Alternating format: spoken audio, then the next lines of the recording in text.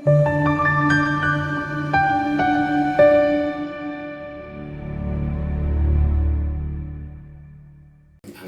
ngomukelo kuchannel igama ukuphasa weNingi sibiya ngokuyithoba nokusehlisa. Ngiyathemba ukuthi la ukhona kona njengamanje konke kuhamba ngengono nina noma kuhamba ngendlela yokuhlele ngayo. Yabona mina ke ngibonga nje uNkulunkulu ukusilonda ukuthi simasaphile ngenza ukuthi akunandaba obuhlungu esibhekene nabo, akunandaba nobunzima esibhekene nabo, but sinethemba lokuthi uNkulunkulu uyokwazi ukuyishintsha impilo yethu. Lona ithemba elikhulu sinalo ukuthi izimo esibhekene nazo namuhla for as long as sisaphila sokwazi ukuyiguqula, sokwazi ukuthi iguqule izimo lezo sibhekane nezimo ezingcono empilweni, ngoba uma siphila sikhulekela izimo ezingcono, sithandazela izimo ezingcono, sinethemba lezinto ezingcono ezizoza empilweni. Kodwa ke ngale kunanaza ngale ukuchitha isikhathi umuntu omunye ephupha la, uma ngenzeka ube umuntu ophupha la ibhetri lefoni yakho linomlilo ophansi noma ke lizophela, lolu ke uphawu osuke lulubi nosuke luqwayisa ngezinkinga ezingase zinqamule ukuxhumana kwakho kanye nabanye abantu noma ke nomveli nqangi. Ngenza kuzoba nezimo ezizokwenza ukuthi ugcine ungasakwazi ukuxhumana nabantu ekumele uxhumane nabo noma noNkulunkulu ngendlela efanele. Psalms 21:11 uthi, though they plot evil against you and devise wicked schemes, they cannot succeed. Kanti uma uphupha la ulahlekelwa ifoni, nalolu phawu osuke luxwayisa nosuke lubika la ukubambezeleka ozoba nabo kwesikhathi eside noma ukungatholakali kubantu efanele ngabe uyatholakala kubona noma uzontula usizo oludinga kakhulu empilweni. Psalms 34:10 ithi, the lions may grow weak and hungry, but those who seek the Lord lack no good thing. Kanti uma kwenzeka uthola ukuthi uphupha wamukela ifoni njengesipho, uphupha wamukela ucingo noma ke umakhalekhukhwini njengesipho, lolu uphawu luhle kakhulu kanya kwethu nosuku lubika la umusa ozokwenzelwa wona abantu noma ke umusa ungasewenzelwa wona uNkulunkulu. Funda kuMathewu 21:22 ithi, if you believe you will receive whatever you ask for in prayer.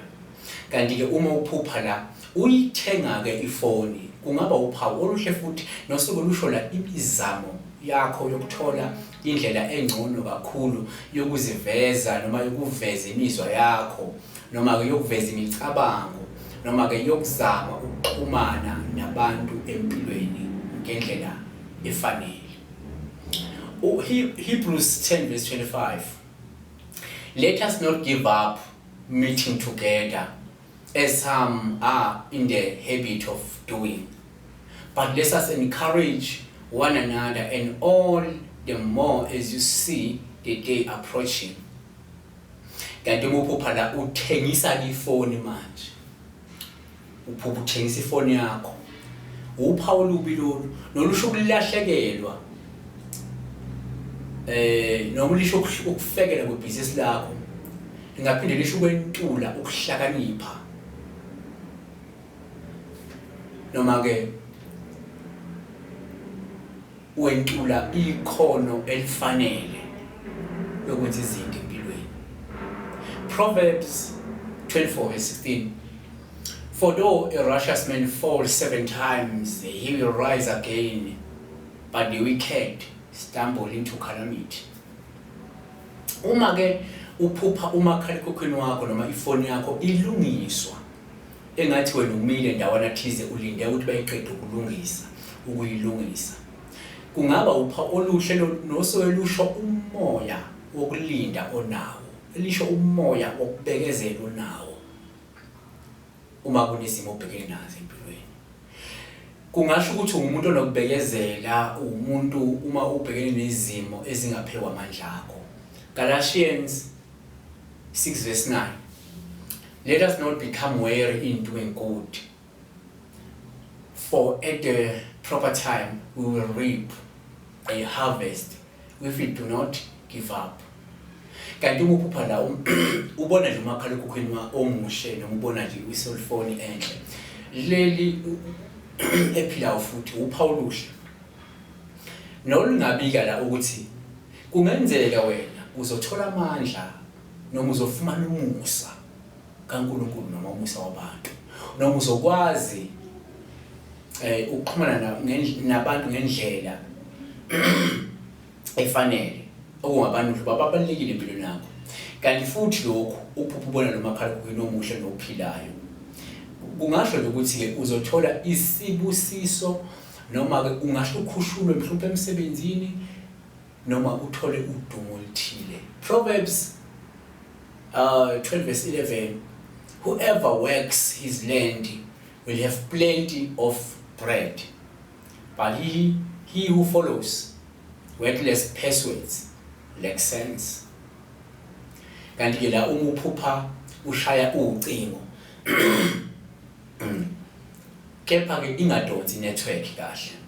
Lolu ke uphawu olubi kakhulu ngana kwethu nolungasho la ukuthi ngenzeka umuntu ozokhungatheka noma ongahle abhekene nokumoshakala kwamathuba amahle empilweni. Kungenzeka abathakathi noma usathana uzama ukuletha izithiyo ezizokubambezela empilweni ukuthi ukwazi ukufeza lokho ofanele ukufeze ngesikhathi esithile ozibekele sona wena. Psalms 21:11 uthi, touch, though they plot evil against you, devise wicked scheme, they cannot proceed. They cannot succeed. Siyabonga kakhulu ngana kwethu nihambe nokuyi-channel lapha Pastor weNingi, search to Pastor weNingi pastor weNingi on YouTube noma kapaswa ni YouTube channel mhlawumbe izovela akhona ama videos afakayo akulamanye ama platform, so that guys nizokwazi ukuthi uthola ukuthi nesidingo sokungifonela siseko ngithi se already sewuphendulekile ngithi uhambile lapha wabuka uphenduleke kube right ngenza ukuthi kuba sizama ukuthi sikwazi ukuthi nami nginciphise ukuthi kungabi nanto abafonela abantu because most abantu bayakwazi ukuphenduleka belani because isikhathi asikho vele yabo. Ngibonga kakhulu ngaza ukuthi ngathi uNkulunkulu angaqhubeka ngibusise ngiyabonga.